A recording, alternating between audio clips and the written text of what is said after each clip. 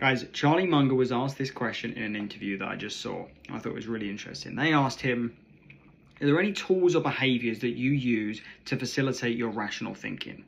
He says, of course, that's all I ever do. And he goes on to talk about what he does. He says he uses a process called the inversion process. And he goes on to talk about what that means. And he talks about when he was in the World War II, he was a meteorologist, and his job was to clear the path for pilots to land safely and take off safely. So he says, what would I do to make sure they don't land safely and take off safely? I want to kill more pilots, he said. That's my goal. I want to kill more pilots. So instead of thinking what he's actually got to do to help them, he thinks of the opposite. He wouldn't make sure their tanks filled with fuel. He would make sure it's really, really cloudy. So he's thinking about the complete opposite. And I got thinking about that in business. And there's a few examples here that maybe if we thought about that in our own current examples, it would help us a little bit with what we actually need to be doing. And sometimes it's so obvious. So I wrote a few down. I wanted to talk about those for you here. So as a business or as any business, let's talk about law firms, because I work with a ton of law firms. The inversion process. So let's talk about, Brett, I really, really want to attract more clients. Let's think about the opposite. I don't want to attract any more clients. I need no new clients. It's the opposite of what I want. Okay, what would we do? We wouldn't advertise. We wouldn't update our website.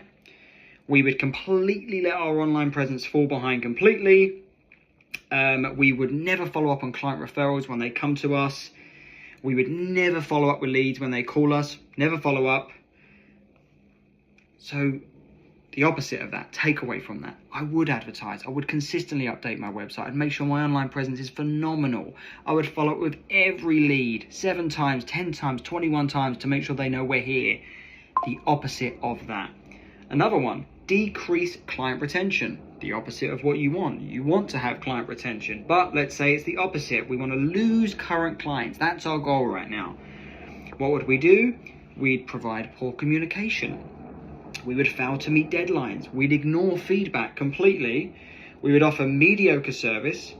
We'd neglect ongoing client relationships. And we would offer little or to no value after the actual sale has happened. No, we do the opposite to that. We're going to retain clients by maintaining communications and delivering exceptional service. There are so many of these examples, and I just wrote a few down. Let's say that we want to motivate our team. We want to make sure our team are doing the best possible. Think about the opposite. We want to demotivate our team. We don't want to set any goals. We want to do everything the opposite. We want to make sure we set no KPIs, no clear incentives, and no compensation packages in place. That's what we want to do. No, let's invert that. We want to do everything else to make sure we're motivating that team. So anything you're thinking right now, what is it that we really want to do? Think about the opposite and see if that comes a little bit clearer right there. Sounds simple, but if Charlie Munger was doing it, I think there's something to be said there.